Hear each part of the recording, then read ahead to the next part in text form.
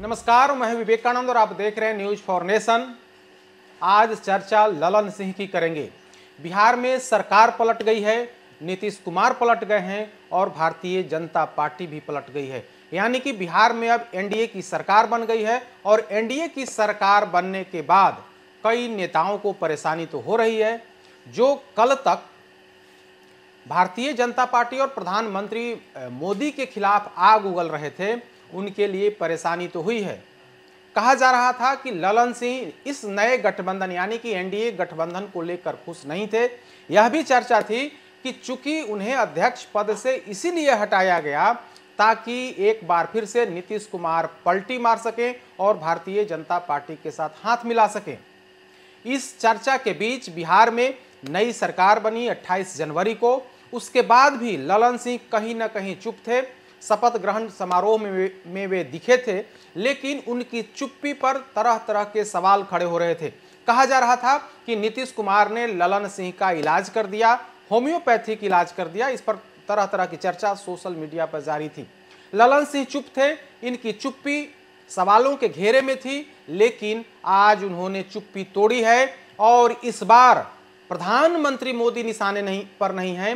रोजगार और नौकरी की बात उन्होंने नहीं की है, मंदिर की बात नहीं करी है, बल्कि इस बार उनका निशाना सीधे यानी कि ललन सिंह ने फिरकी लेते हुए इस बार राहुल गांधी को निशाने पर लिया है। यानी कि नई सरकार बनने के कुछ दिन के तक ललन सिंह चुप रहे।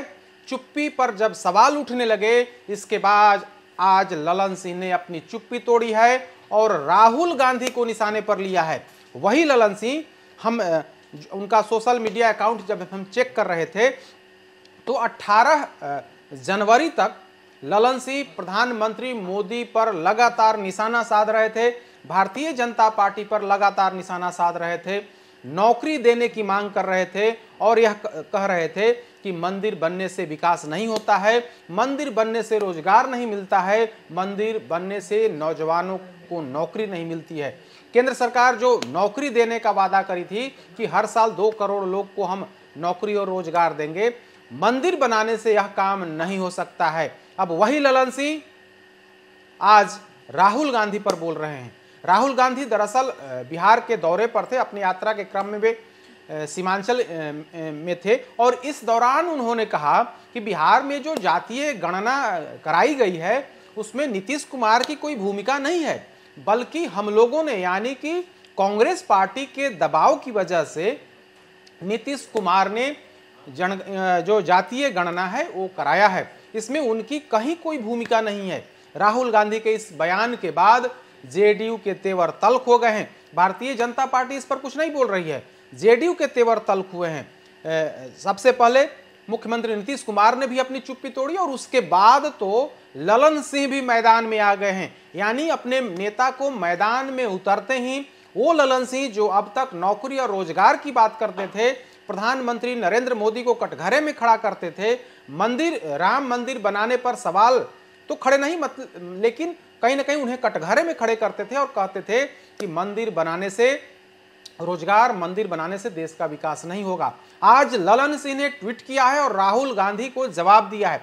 पहले राहुल गांधी को राजीव रंजन सिंह उर्फ ललन सिंह ने क्या जवाब दिया है उस बारे में थोड़ा बता देते हैं। राहुल गांधी जी, आपने सही कहा, आपने कहा है कि आपके दबाव में बिहार में जाति गणना करवाई गई। इतना बड़ा असत्य हो ही नहीं सकता। आपको पता नहीं है कि नीतीश कुमार जी कभी किसी के दबाव में काम नहीं करते हैं। जाति आधारित गणना नीतीश कुमार जी का निश्चय था और यह मुद्दा नीतीश कुमार जी ने स्वर्गीय वीपी सिंह के प्रधानमंत्रित्व काल में भी उठाया था, जब आपका राजनीतिक तौर पर उदय भी नहीं हुआ था। आपकी तो हालत यह है कि बेंगलुरु और मुंबई की बैठक में जब जनता दल यूनाइटेड की तरफ से प्रस्ताव पास करने को कहा गया, तब पश्चिम बंगाल की मुख्यमंत्री सुश्री ममता बनर्जी ने इसका विरोध किया और आपने मौन रहकर उसका समर्थन किया। देश की राजनीति में कुछ पाने के लिए असत्य कथन का सहारा मत लीजिए। यही कारण है कि आपकी कांग्रेस पार्टी दिनों दिन सिकुड़ती जा रही है। अगर असत्य का सहारा लीजिएगा तो प्रधानमंत्री बनने का आपका सपना कभी पूरा नहीं हो पाएगा। एक बात और, आप पप्पू हैं और पप्पू ही रहेंगे और अपनी चुटकुलेबाजी से देश का मनोरंजन करते रहेंगे। यानी कि वो ललन सिंह जो प्रधानमंत्री नरेंद्र मोदी का मजाक उड़ाते थे, भारतीय जनता पार्टी सरकार का मजाक उड़ाते थे, सदन से लेकर सड़क तक लगातार प्रधानमंत्री मोदी से वो बात याद कराते थे, उनकी वो बात कि हम हर साल 2 करोड़ लोगों को नौकरी और रोजगार देंगे। वो सवाल पूछते थे कि आपने कितने लोगों को नौकरी दी, बजाबता उसका श्वेत पत्र जारी करिए। अब वो ललन सिंह इस बार अब उनके निशाने पर राहुल गांधी हैं। ललन सिंह ने जब सोशल मीडिया पर इस पोस्ट को किया तो उसके बाद तरह तरह की प्रतिक्रिया आनी शुरू हो गई है। एक जो निरंजन कुमार सिंह हैं वो लिखते हैं कि वाह ललन बाबू क्या बात है। कई तरह के जवाब है। एक कहते हैं अब तो सब कुछ हो गया सांसद महोदय, अब तो हम सब साथ हो गए हैं, अब तो कम से कम अपने संसदीय क्षेत्र के अथमल गोला रेलवे स्टेशन पर कोरोना काल से पूर्व रुक रही ट्रेनों के ठहराव का पुनर्बहाल करवा दीजिए। जनहित में रेल मंत्री से बात करके इसे सुनिश्चित कराई। एक कलीम अहमद हैं, वो लिखते हैं कि बहुत घटिया आदमी हो आप, छी।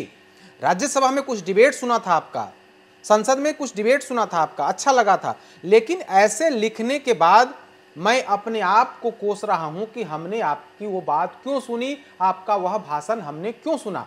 तो लगातार ललन सिंह को कटाक्ष किया जा रहा है।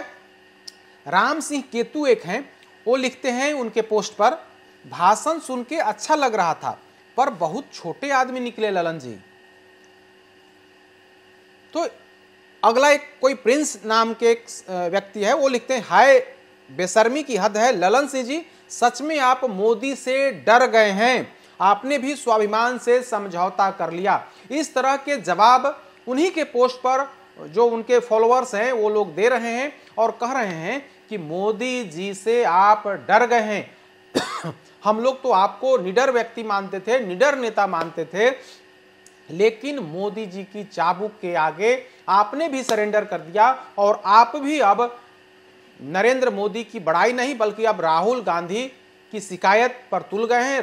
प्रधानमंत्री नरेंद्र मोदी के खिलाफ जो आग उगलते थे वो आग अब आपके मुंह से नहीं निकल रहा, अब राहुल गांधी को पप्पू करार दे रहे हैं। तो लगातार ललन सिंह को लेकर के बिहार की राजनीति में सवाल उठते थे कि ललन सिंह चुप हैं, नीतीश कुमार भले ही भारतीय जनता पार्टी को अच्छे लगने लगे हों, भारतीय जनता पार्टी को नीतीश कुमार अच्छे लगने लगे हों, लेकिन ललन सिंह के बारे में कहा जा रहा था कि वे इस गठबंधन से खुश नहीं हैं, वे चाहते थे कि महागठबंधन की सरकार रहे।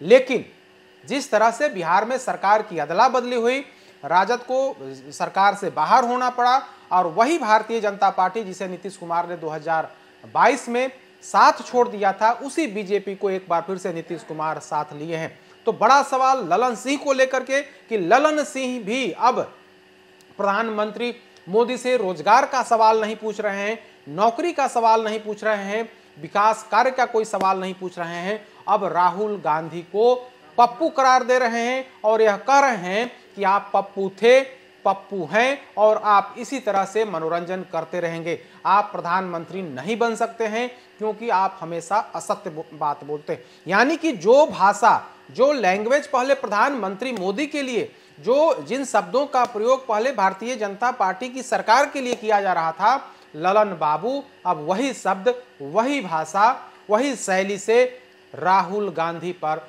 प्रहार करने में जुट गए हैं। अधिक अपडेट्स के लिए देखते रहिए न्यूज़4नेशन। नमस्कार।